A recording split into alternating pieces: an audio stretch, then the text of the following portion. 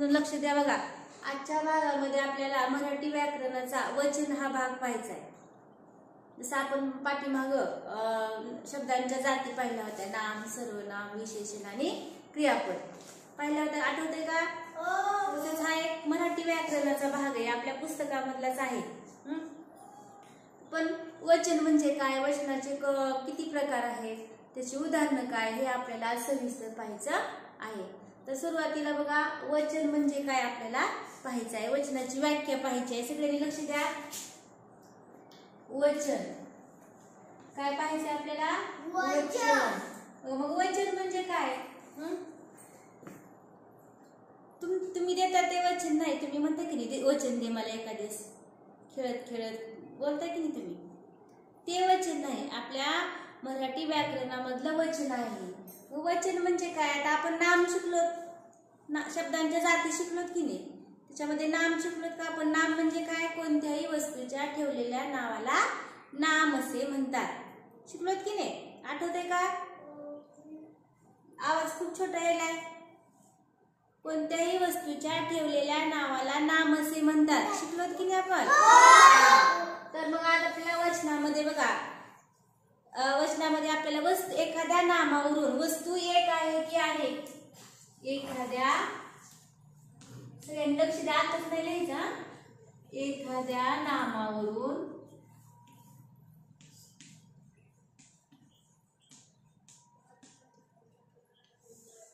वस्तू एक आहे की अनेक, वस्तू एक आहे की अनेक हे कळते, आहे की अनेक,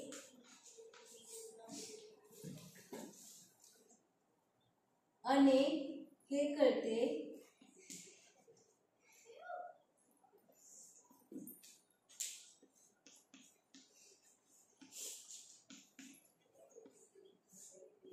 त्याला वचन असे म्हणतात। समजलं? त्याला वचन असे म्हणतात। बघा, वचन म्हणजे काय? एखाद्या नामावरून वस्तू एक आहे का अनेक हे आपल्याला कळतं, त्याला म्हणायचं वचन। काय म्हणायचं मयूर? वचन। एखादं नाम, कोणतंही नाम, आता समजा वही असेल तुमची, एक वही आहे का जास्त वही आहे, अनेक वही आहे, हे आपल्याला कळतं, आपण म्हणतो वही, वह्या। एक असेल तर काय म्हणतो रे? वही म्हणतो, आणि जास्त असतील तर वह्या म्हणतो, हे तुम्हाला कळतं, त्यालाच म्हणायचं वचन। एखाद्या नामावरून वस्तू एक आहे की अनेक हे कळते, त्याला वचन असे म्हणतात। वचनाचे प्रकार आहेत, काय रे? वचनाचे प्रकार आहेत बघा, किती प्रकार आहेत रे? मग वचनाचे 2 प्रकार आहेत, किती? 2। वचनाचे 2 प्रकार आहेत। मग माहिती आहे काय तुम्हाला कोणते ते? सांगा बघ। हो म्हटलं की, सांगा। हा, ते उदाहरण झालं, उदाहरण झालं ना। हा, एक वचन, अनेक वचन, एक वचन, अनेक वचन, हा एक वचन हा एक प्रकार झाला, आणि दुसरा प्रकार अनेक वचन, कळलं? अनेक वचन समजून घ्या, महत्वाचा भाग आहे बघा। वचनाचे किती प्रकार आहेत रे? 2। कोणकोणते? एक वचन, अनेक वचन। नंदिनी लक्ष नाही तुझं, अनेक वचन। आता आपल्याला एक वचन म्हणजे काय पाहिजे? एक वचन, वचन म्हणजे कळलं का? एखाद्या नामावरून वस्तू एक आहे की अनेक हे कळते, त्याला म्हणायचं वचन। आता काय ग? हा, एक वचन बघा, आता जेव्हा एखाद्या नामावरून, समजून घ्या, लक्ष द्या, जेव्हा एखाद्या नामावरून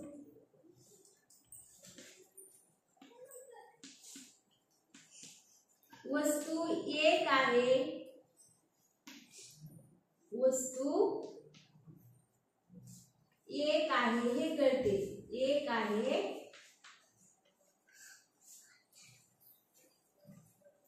हे कळते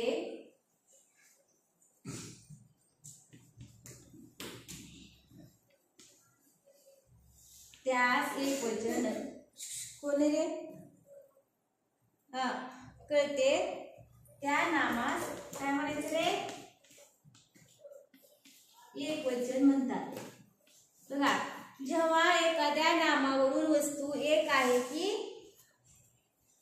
अनेक आहे हे कळते त्यास नामाचे एकवचन म्हणतात। त्यास नामाचे आणि नंदिनी एकवचन म्हणतात।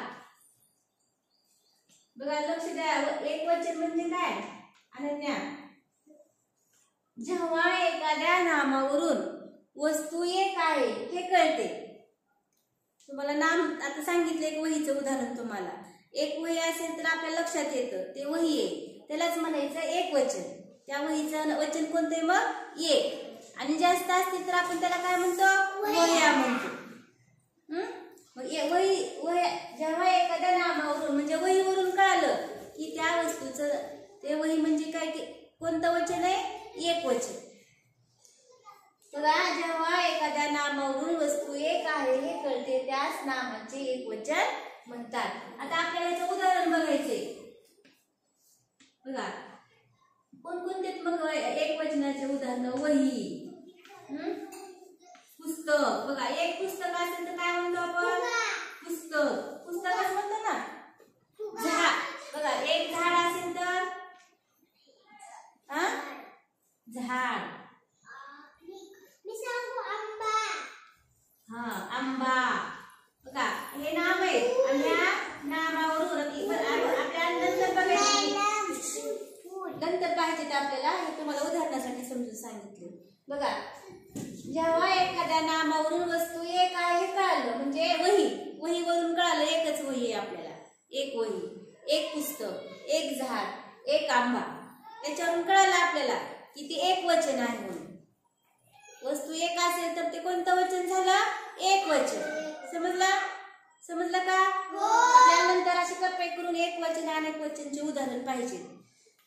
आता नंतर आहे बघा अनेक वचन काय नंतरचा प्रकार अनेक वचन। बघा हीच व्याख्या आहे फक्त आपल्याला काय करायचंय थोडं बदल करायचे। जेव्हा एखाद्या नामावरून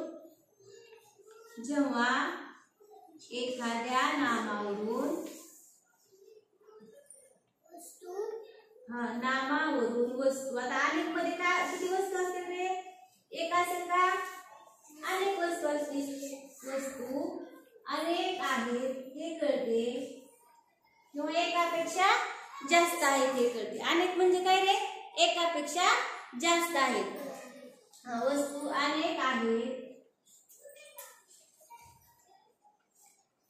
हे कळते त्यास नामाचे अनेक वचन म्हणतात। त्यास नामाचे काय म्हणायचं अनेक वचन म्हणतात।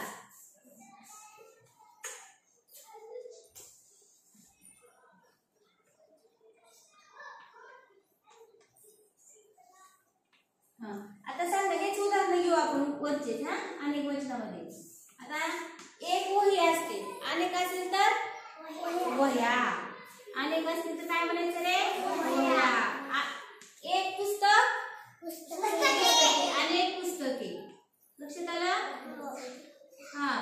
एक झाड झाडे अनेक झाडे एकापेक्षा जास्त झाड असेल तर आपण त्याला झाडे म्हणतो। आंबा एक आंबा अनेक आंबे। समजलं का हे अनेक वचनाचे उदाहरण आहेत। तर तुम्हाला वचन म्हणजे काय आणि वचनाचे दोन प्रकार एक वचन अनेक वचन हे समजलं। काय करायचं तुम्ही हे लिहून घ्यायचं आणि नंतर मग आपण काय करू एक वचन आणि अनेक वचनची भरपूर उदाहरणं पाहू म्हणजे तुम्हाला ते चांगल्या प्रकारे समजते। तर हे लिहून घ्या पटकन।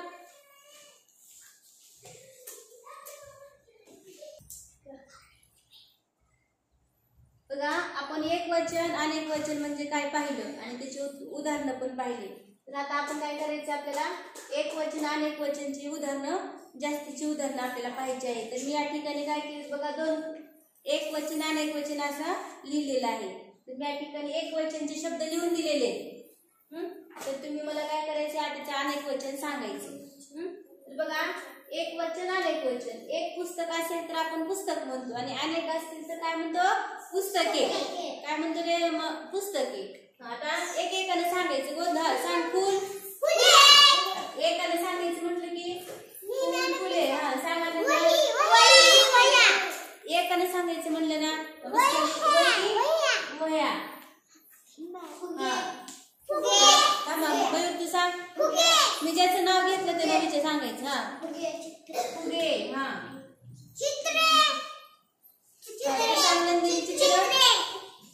चित्रे. हा पाटी. पाट्या. दाना. एकाने सांगावं कोण. भाकऱ्या. एक भाकरी असेल तर आपण भाकरी म्हणतो, आणि एकापेक्षा जास्त भाकरी असेल तर काय म्हणतो, मी आज 10 भाकऱ्या केल्या. भाकऱ्या. हा रोपे. हा ढेकळे. हा छान. हा ताट. ताटे. पापडी. पाकळी. आता कोणी तर चुकीचं सांगितलं होतं. पाकळी. पाकळ्या. हा सांग म्हणलं, दोरा. दोरे. हा फुलपाखरू. फुलपाखरे. खेडे.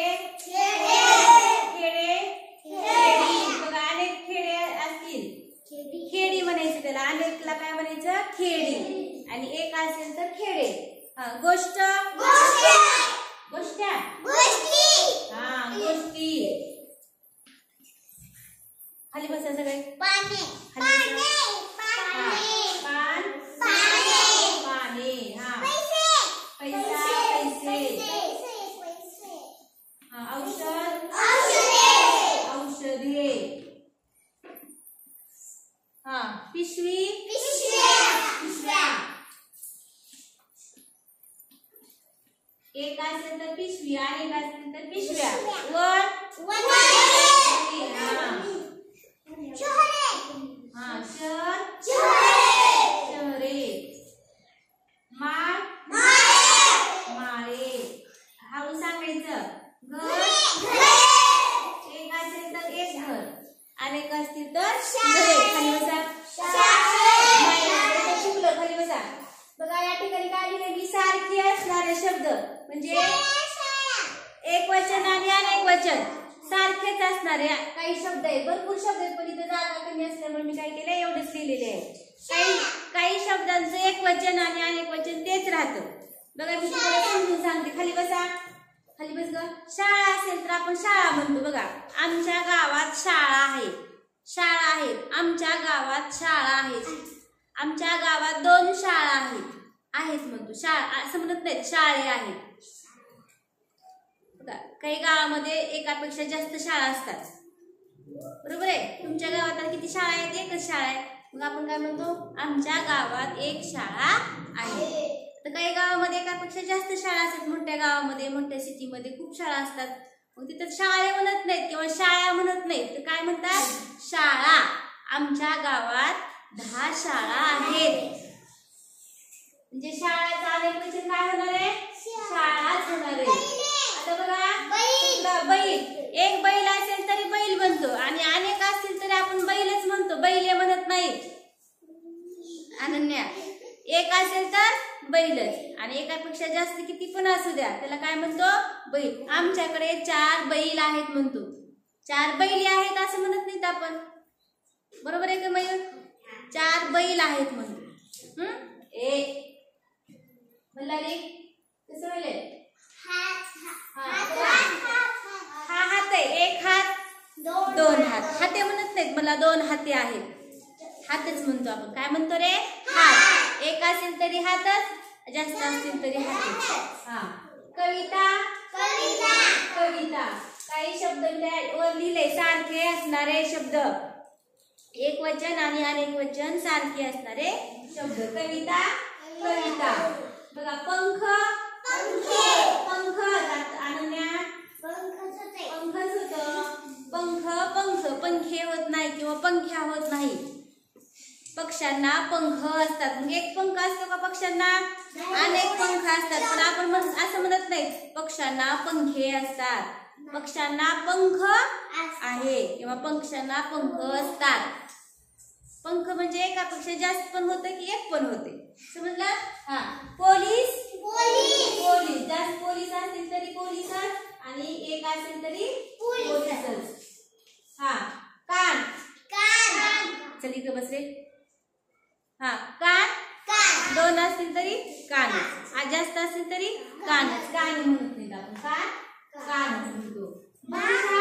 भाषा. अनन्या. माड. माड नाही. हा.